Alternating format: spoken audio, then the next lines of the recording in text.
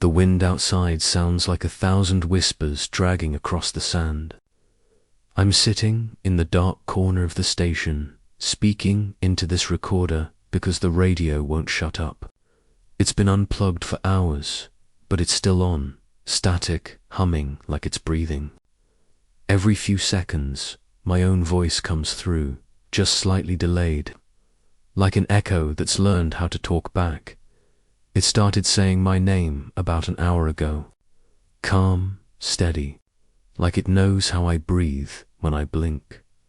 I thought working at a gas station in the middle of the Utah desert would be peaceful, quiet nights, empty roads, maybe the occasional lost traveler.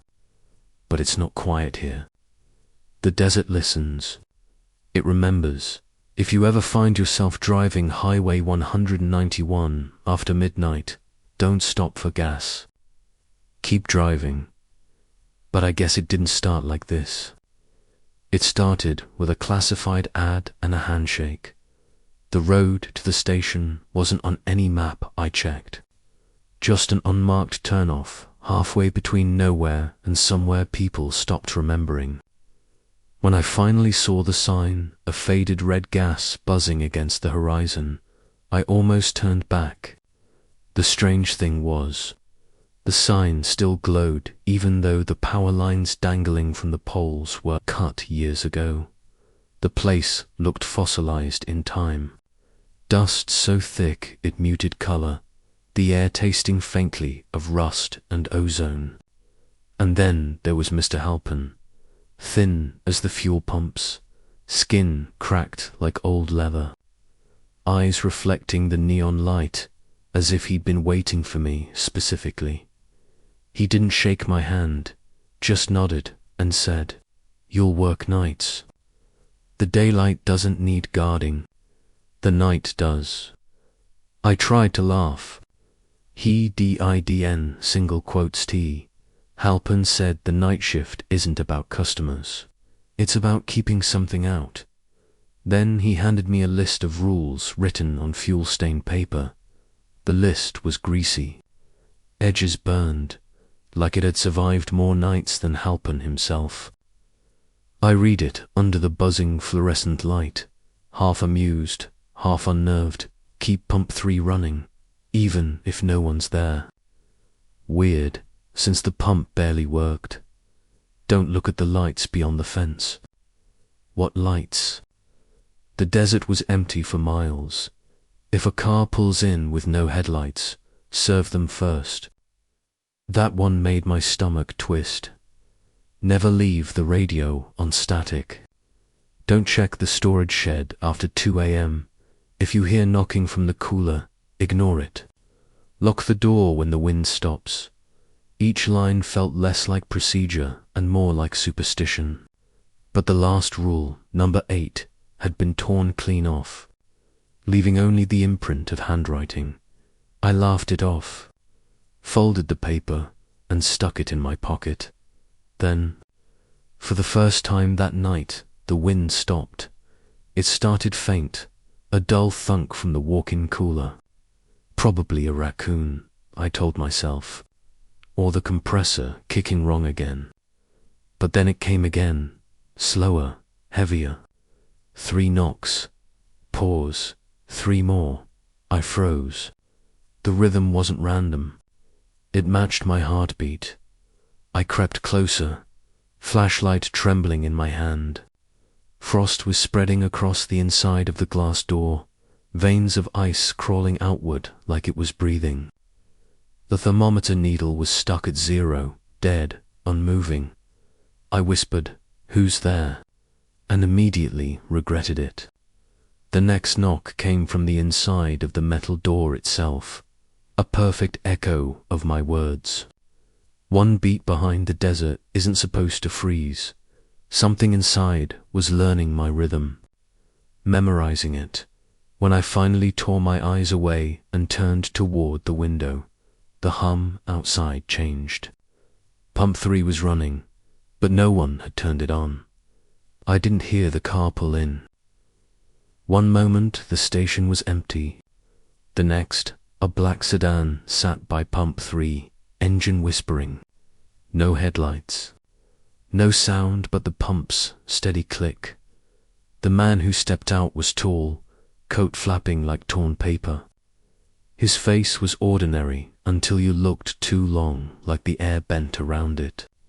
He came inside, dust trailing behind him. "Helpens do," he said, voice like static between stations. When I opened the register, an envelope was already there, yellowed, labeled in uneven block letters. For him, I didn't remember putting it there.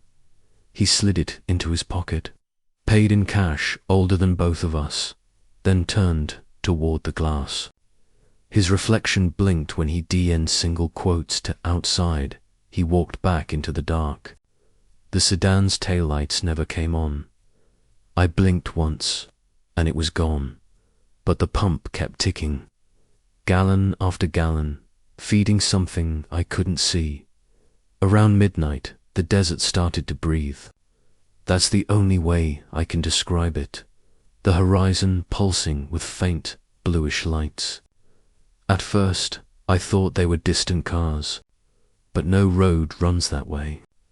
And the lights, they moved together, smooth, deliberate, like a school of fish beneath dark water.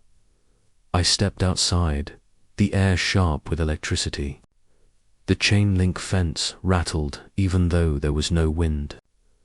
Beyond it, the lights paused, then tilted, as if noticing me. The radio inside hissed to life, though I'd switched it off hours ago. My own voice came through, low and distorted. "Don't look at them." I backed away, but the lights followed the fence line, pulsing faster, closer. That's when I realized the fence wasn't keeping them out. It was keeping them in. I ran back inside and grabbed the receiver, trying to call Halpin. The radio answered instead. Halpin's voice broke through the static like something half alive. Words stretched thin between frequencies. "Don't let them remember you," he rasped. "Feed pump 3.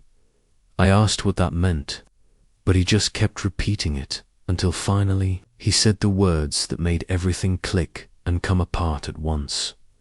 "We don't sell gas. We sell forgetfulness." The fuel wasn't for cars. It was for them. Every gallon that spilled from pump 3 kept the lights beyond the fence asleep. Every station across the desert, every lonely outpost, was another seal, another caretaker feeding the dream. I looked at my hands, slick with oil, and realized the air smelled different now. Sweet, like something rotting under heat.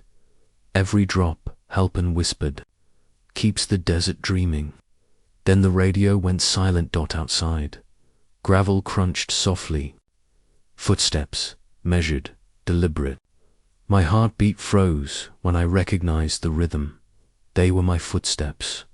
Through the smeared glass of the station door, I saw someone standing by pump 3. Same jacket, same slouch, same nervous hand twitching at their side. Me. The reflection smiled first, a stretched, patient grin that didn't belong on my face. Then it raised a hand and waved.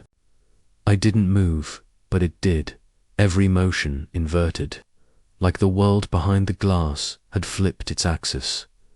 That's when I noticed its shadow. It fell toward the light. The radio crackled again, whispering words that didn't sound like Halpin this time. Rule 8. Replace the reflection before dawn. I pressed my hand to the door. The figure mirrored me, palm to palm through the glass. The surface felt cold, almost metallic, like a boundary that wasn't meant to exist anymore. It wasn't trying to come in. It was waiting for me to step out. The lights beyond the fence began to flicker, pulsing in rhythm with our breathing. I did the only thing left. I turned off pump 3. The floor shuddered beneath me, a deep, rhythmic pulse that felt less like an earthquake and more like something breathing. The lights beyond the fence began to drift closer, gliding over the sand in slow, circular patterns. As they neared, I realized they weren't lights at all. They were reflections, rippling across a surface that shouldn't have reflected anything. The scent of fuel grew thick and wrong, turning sweet, almost floral, like something blooming under asphalt. I yanked open the cash register, desperate for answers, and there it was, a yellowed scrap of paper taped beneath the till. Rule 8, if you stop feeding it, it wakes. Outside the sand heaved. Something vast shifted just below the crust, humming softly, like memory caught in a dream. Helpen hadn't been keeping the lights on for customers. He'd been keeping the desert asleep. The pumps weren't draining the tanks, they were draining time. I tried to run. The car started, but the headlights stayed dark. I tell myself I made it out, that I drove until the road gave way to dawn, until the radio finally went quiet. But every time I blink, I see the neon sign again, flickering red against the sand.